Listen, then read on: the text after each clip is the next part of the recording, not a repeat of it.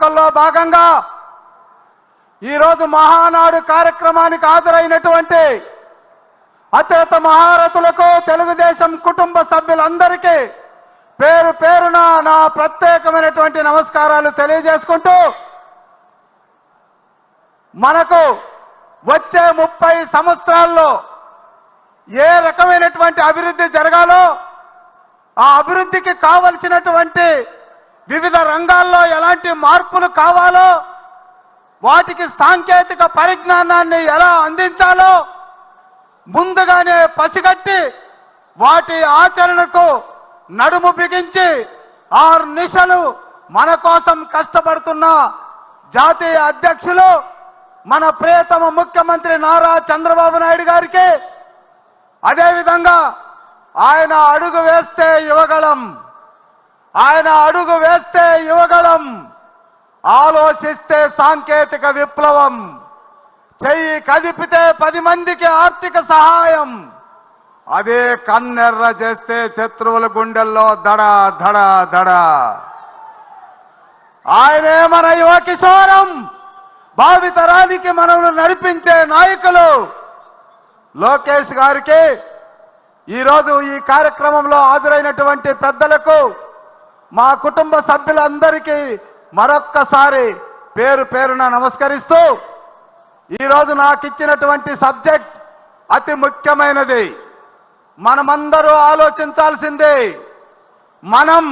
మన కుటుంబం ఏ రకంగా చంద్రబాబు నాయుడు గారి నాయకత్వంలో అభివృద్ధి చెందాలో ఆయన విజన్ను ఒక్కసారి మనం చూడాలి. ఆయన విజన్ ఒక్కసారి మనం చూస్తే ఈరోజు మన తలసరి ఆదాయం 2,68,000 మాత్రమే. దాన్ని 36 లక్షలకు తీసుకెళ్లేటటువంటి 2047 విజన్లో చంద్రబాబు నాయుడు గారి ఆశయాన్ని మనం ఒక్కసారి ఆలోచించాలి. అదేవిధంగా ఈరోజు మన అక్షరాస్యత శాతం 70%. దాన్ని 100%, 100% చదువుకునేటటువంటి వాళ్ళు మన రాష్ట్రంలో ఉంటారు ఆ టయానికి. అదేవిధంగా మనం ఈరోజు ఆడపిల్లలు ఉద్యోగ అవకాశాల్లో ఈరోజు 47% ఉంటే 87%కి తీసుకెళ్ళి కుటుంబంలో ఆడ మగ ఇద్దరు కలిసి పనిచేసి ఏదైతే కుటుంబానికి 36 లక్షల రూపాయలు తలసరి ఆదాయం ఉండాలో ఆ రకమైనటువంటి ఆలోచనతో ముందుకెళ్తున్నాం.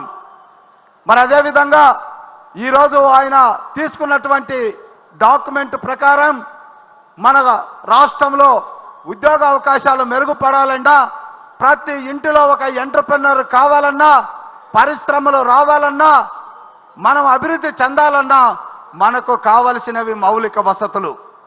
మౌలిక వసతులు అంటే రహదారులు, రైల్వే జోన్లు, విమానాశ్రయాలు, ఓడరేవులు, పక్కా ఇళ్ళు, గ్రామాలతో మొదలుకొని పట్టణాల వరకు కావలసినటువంటి కనీస వసతులైనటువంటి త్రాగునీరు, అదేవిధంగా వ్యవసాయానికి సాగునీరు, అదే మౌలిక వసతుల కల్పనలో మనం సాధించుకోవాల్సినటువంటి మౌలిక వసతుల గురించి మనం ఈరోజు ఆలోచించుకోవాలి. నేను ఒక్క మాట చెప్పదలుచుకున్నా. నా 35 సంవత్సరాల పరిపాలన అనుభవంలో చంద్రబాబు నాయుడు గారితో చాలా దగ్గరగా పనిచేశాను. 4 సంవత్సరాలు లోకేష్ బాబు గారి కింద ఒక పంచాయతీరాజ్ శాఖ కమిషనర్గా పనిచేశాను. వారి యొక్క మనస్తత్వం, వారి యొక్క విజన్ నాకు బాగా తెలుసు. అందుకోసమే ఈరోజు మనకు కోటీశ్వరులు చేసేటటువంటి ఒక ప్రణాళికలో భాగంగా ఈ మౌలిక సదుపాయాల కల్పనకు శ్రీకారం చుట్టినటువంటి ఈ తీర్మానానికి మద్దతు తెలిపేటటువంటి అవకాశం నాకు కల్పించినటువంటి పెద్దలకు నమస్కారాలు తెలియజేస్తూ, ఈ దేశంలో కాకుండా ప్రపంచంలో ఎక్కడైనా మౌలిక వసతులతో అభివృద్ధి చెందిన దేశాలు ఏమైనా ఉన్నాయో ఒక్కసారి చూద్దాం. మనము ఆసియా ఖండంలోనే అతి గొప్పగా చెప్పుకుంటున్నటువంటి సింగపూర్ దేశంలో 70 సంవత్సరాల క్రితం అది ఒక గౌరవ మత్స్యకారు గ్రామం. తాగడానికి నీరు కూడా లేదు, కనీసం భూమి లేదు. అలాంటి సింగపూర్ వాళ్ళకున్నటువంటి ఒక్క చిన్న సముద్రం పక్కన ఒక్క ఓడరేవు నిర్మించుకొని ఈరోజు 65 లక్షల రూపాయలు తలసరి ఆదాయాన్ని పొందారు. రెండవది దుబాయ్, ఎడారి ప్రాంతం, తాగడానికి నీళ్లు కూడా లేవు. ఒక విమానాశ్రయాన్ని నిర్మించుకొని 45 లక్షల రూపాయలు తలసరి ఆదాయాన్ని తీసుకొచ్చారు. రెండవ ప్రపంచ యుద్ధంలో బూడిదైనటువంటి జపాన్ వారికి ఉన్నటువంటి సాంకేతిక పరిజ్ఞానంతో 25 లక్షల రూపాయలు తలసరి ఆదాయాన్ని తీసుకొచ్చారు. పక్కన ఉన్నటువంటి చైనా దేశం వారికి ఉన్నటువంటి మౌలిక వసతుల్ని పూర్తి చేసుకొని ఈరోజు 10 లక్షల రూపాయలు తలసరి ఆదాయాన్ని తీసుకొచ్చారు.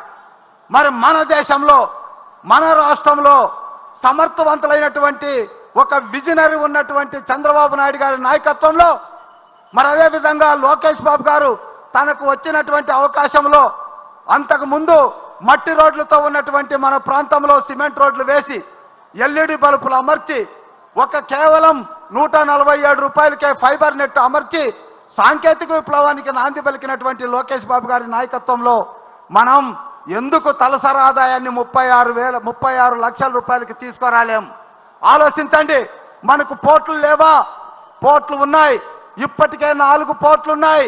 విశాఖ పోర్టు ఉంది, కాకినాడ పోర్టు ఉంది, గంగవరం పోర్టు ఉంది, మరి కృష్ణపట్నం పోర్టు ఉంది.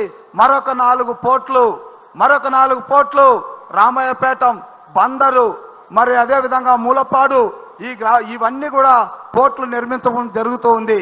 అదే విధంగా విమానాశ్రయాలు తీసుకుంటే విశాఖపట్నంలో మనకు ఎయిర్ ఫోర్స్ ఎయిర్పోర్ట్ ఉన్న భోగాపురంలో మనకు విశాఖపట్నానికి, విజయనగరానికి, శ్రీకాకుళానికి అద్భుతమైనటువంటి అభివృద్ధినిచ్చేటటువంటి భోగాపురం విమానాశ్రయాన్ని నిర్మించుకుంటున్నాం. అదేవిధంగా ఇట్లు వస్తే రాజమండ్రి ఉంది, ఈస్ట్ గోదావరికి, పశ్చిమ గోదావరికి తాడేపల్లిగూడెం, కృష్ణా జిల్లాకు గన్నవరం, మన గుంటూరు జిల్లాకు అమరావతిలో ఒక గ్రీన్ ఎయిర్పోర్టు, అదేవిధంగా ప్రకాశం నెల్లూరుకి మనకు దుగదర్తిలో ఒక ఎయిర్పోర్టు, చిత్తూరులో ఇప్పటికే తిరుపతి ఎయిర్పోర్ట్ ఉంటే కుప్పంలో మరొక ఎయిర్పోర్టు, అనంతపురంలో పుట్టపర్తి ఎయిర్పోర్టు, కర్నూలులో ఓరవకల్ ఎయిర్పోర్టు, కడపలో ఎయిర్పోర్టు. ప్రతి జిల్లాకు కూడా ఒక ఎయిర్పోర్టు ఏర్పాటు చేసినటువంటి మహానుభావుడు చంద్రబాబు నాయుడు గారి నేతృత్వంలో ఒకవైపు పోర్టులు, మరొక వైపు విమానాశ్రయాలు, మరొక రైల్వే జోన్లు, మరి అదేవిధంగా ఈరోజు కేంద్రం యొక్క సహాయంతో అనేక అభివృద్ధి కార్యక్రమాల్లో భాగంగా విశాఖ రైల్వే జోన్ సాధించుకుంటున్నాం. 55,000 కోట్ల రూపాయలతో వివిధ రైల్వే మార్గాల్ని మనం ఏర్పాటు చేసుకున్నాం. అమరావతిలో 36 కిలోమీటర్ల కొత్త రైల్వే మార్గాన్ని మనం ఏర్పాటు చేసుకోబోతున్నాం. అదేవిధంగా మనం రోడ్లు తీసుకుంటే దాదాపుగా 55,000 కోట్ల రూపాయలతో 5 రహదారుల్ని మనం ఈరోజు జాతీయ రహదారుల్ని ఏర్పాటు చేసుకోబోతున్నాం. 1,20,000 కోట్ల రూపాయలతో జాతీయ రహదారుల విస్తరణకు మనం పూనుకుంటున్నాం. ఇవన్నీ జరగాలంటే, ఇవన్నీ జరిగి మన కుటుంబ తలసరి ఆదాయం ఒక్కొక్క వ్యక్తికి 36 లక్షల రూపాయలు చేరాలంటే మనం చేయాల్సిందేంటి? చంద్రబాబు నాయుడు గారి నాయకత్వాన్ని కొనసాగించాలి. 10 కాలాల పాటు చంద్రబాబు నాయుడు గారు, లోకేష్ గారి నాయకత్వాన్ని, తెలుగుదేశం పాలనను కంటిన్యూ చేయాల్సినటువంటి అవసరం ఉంది. ఈరోజు మనం చెప్పుకున్నటువంటి దేశాల్లో ఆ కంటిన్యూటీ ఉంది కాబట్టే సమర్థవంతమైనటువంటి నాయకుడికి అధికారాన్ని 10 కాలాల పాటు ఇస్తారు కాబట్టే అది జరిగిందని మీకు మనవి చేసుకుంటూ, ఒక్క ఛాన్స్ అని చెప్పినటువంటి జగన్మోహన్ రెడ్డి గారు ఈ రాష్ట్రానికి సంక్షేమ కార్యక్రమాలు రద్దు చేసి, మౌలిక వసతులను నాశనం చేసి ఈ రాష్ట్రాన్ని 25 సంవత్సరాలు వెనక్కి నెట్టినటువంటి జగన్మోహన్ రెడ్డి లాంటి వారు అక్కడక్కడ నక్కుతూ మూలుగుతూ ఇంకా ఏదో మేమే వస్తామని చెప్తున్నటువంటి మాయ మాటలకి ప్రజలు మోసపోకుండా చేయాల్సినటువంటి గురుతరమైనటువంటి బాధ్యత ఇక్కడ ఉన్నటువంటి మన తెలుగు సైన్యానికి ఉంది. ప్రతి 60 మందికి 2 చొప్పున ఉన్నాం. 20 కుటుంబాలని మనము ప్రతి కుటుంబంలో మనం చెప్పాల్సినటువంటి అవసరం ఉంది. చంద్రబాబు నాయుడు గారి నాయకత్వం అవసరం, లోకేష్ బాబు గారి యొక్క నాయకత్వం మనకు అవసరమని చెప్పాల్సినటువంటి ఆవశ్యకతను మనం ఈ మహానాడు వేదికగా ముందుకు తీసుకెళ్లాల్సిందిగా కోరుకుంటూ ఒకే ఒక్క అంశాన్ని నేను చెప్తాను. ఈరోజు కేఎస్ఎస్లు ప్రతి 60 మందికి 2 చొప్పున తీసుకొచ్చాం. సామాన్యమైనటువంటి కార్యకర్తలు కూడా ఈరోజు ఎమ్మెల్యేలుగా చేసినటువంటి ఘనతను మనం చూశాం. నా వరకు నేను చెప్తాను, నేను ఒక IAS అధికారి, 35 సంవత్సరాలు ఆయనతో పనిచేశాను, ఆయనతో దగ్గరగా నేనున్నాను. నాలో ఉన్న సమర్థతను చూసి ఐఏఎస్ రిటైర్డ్ అయిన తర్వాత రాజకీయాల్లోకి రమ్మన్నారు, పోటీ చేయమన్నారు. ఓడిపోయినా నన్ను వదలలేదు. హెచ్ఐడి చైర్మన్గా 5 సంవత్సరాలు పార్టీలో పని చేయించారు. తర్వాత పత్తిపాడు నియోజకవర్గానికి ఇచ్చి 42,000 ఓట్లు పైబడి ఎమ్మెల్యేగా గెలిపించుకున్నటువంటి కీర్తి చంద్రబాబు నాయుడు గారికి ఉంది. కాబట్టి కార్యకర్తలు, లీడర్లు ఎవ్వరు కూడా ఆలోచించాల్సినటువంటి పని లేదు. మనం పని చేస్తూ ఉంటే, పార్టీ జెండా మోస్తూ ఉంటే, పార్టీకి కట్టుబడి ఉంటే లోకేష్ బాబు గారు గుర్తిస్తారు. ఇంతమందిలో ఏ పార్టీ కార్యకర్త ఏం చేశాడనేది కూడా ఆయన దగ్గర బుక్ ఉంది. అదే మనకు బ్లూ బుక్. మనకు శ్రీరామ రక్ష. శత్రువులకు ఉండేది రెడ్ బుక్, మనకుండేది గ్రీన్ బుక్, బ్లూ బుక్. ఈ లోకేష్ బాబు గారి నాయకత్వాన్ని, మరి అదేవిధంగా చంద్రబాబు నాయుడు గారి నాయకత్వాన్ని సమర్థిస్తూ మనం ముందుకెళ్లాల్సిందిగా కోరుకుంటూ, చివరిగా గుంటూరు మినీ మహానాడులో మేమందరూ ఒక తీర్మానం చేశాం. మా పార్టీ అధినేత చంద్రబాబు నాయుడు గారికి విజ్ఞప్తి చేస్తున్నాం. ఇప్పుడే మా శాసనసభ్యులు, పొన్నూరు శాసనసభ్యులు వారు కూడా మాట్లాడారు. మేము లోకేష్ బాబు గారికి ఇంకా క్రియాశీలకమైనటువంటి బాధ్యతలు పార్టీలో అప్పచెప్పి వర్కింగ్ ప్రెసిడెంట్గా ఆయనకు బాధ్యతలు అప్పచెప్పాల్సిందిగా కోరుకుంటూ, ఆ తీర్మానాన్ని మన్నించవలసిందిగా మా జాతీయ అధ్యక్షుల్ని కోరుకుంటూ, ఈ అవకాశాన్ని కల్పించిన పెద్దలందరికీ నమస్కారాలు తెలియజేసుకుంటూ, జై చంద్రబాబు నాయుడు, జై చంద్రబాబు నాయుడు, జై లోకేష్ బాబు, జై లోకేష్ బాబు, ఎన్టీఆర్, జై తెలుగుదేశం.